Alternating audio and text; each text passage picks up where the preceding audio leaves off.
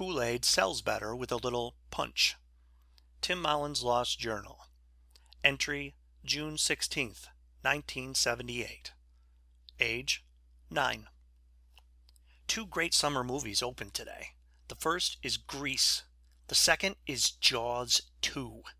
So I have a goal to work toward. I must earn enough money to see both movies. This will allow me passage on the sacred journey from the bus stop in front of Fitzy's Bar on Main Street to the Oakdale Mall cinemas. Then I will listen to the swirling orchestral Cinema National theme song and wait for the greasers and shark bait to sing and get eaten. But how to earn the money? The country is in a recession and summer jobs are scarce for teens, let alone 9-year-olds like me. But this is a hot summer, and everybody likes a nice, refreshing glass of Kool-Aid. Add in my puppy dog expression as a salesman, and the similarly pleading faces of my 11-year-old brother Dan and our business partners Teresa and Tim McKinney, and you have a surefire sales phenomenon. Or so we thought. Dan and I live on the busy corner of West End and Highland Avenues in Binghamton, so we set up the Kool-Aid stand in our front yard. I originally suggested that the McKinneys supply the Kool-Aid mix and cups, and Dan and I supply the water. Despite my argument that the final product was mostly water, the McKinneys rejected this supply structure. We ended up splitting the cost of materials. I decided this was okay. I would secure the more lucrative franchising rights once our venture had gone national. But business for the past several weeks had been slow.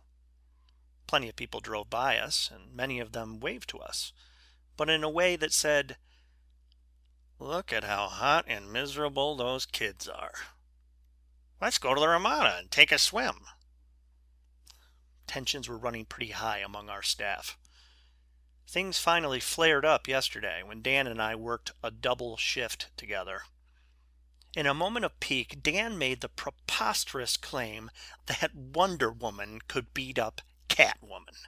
While I was willing to agree that Wonder Woman star Linda Carter could beat up the aging Eartha Kitt, who played the second Catwoman on Batman, I felt confident that her predecessor, the wily and beguiling Julie Newmar, would make short work of Dan's beloved Amazon.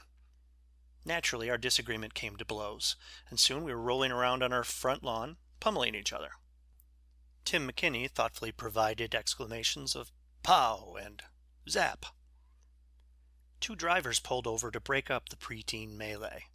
They couldn't bear the sight of two 60-pound redheads engaged in a death match over a pair of future Hollywood squares. Once they had us separated and calmed down, both drivers purchased a glass of Kool-Aid. So today we are staging fights every 20 minutes or so. Teresa McKinney just gave me a Charlie horse and a barrage of noogies. But it'll be worth it when John Travolta and Roy Scheider kiss Olivia Newton-John and harpoon a great white.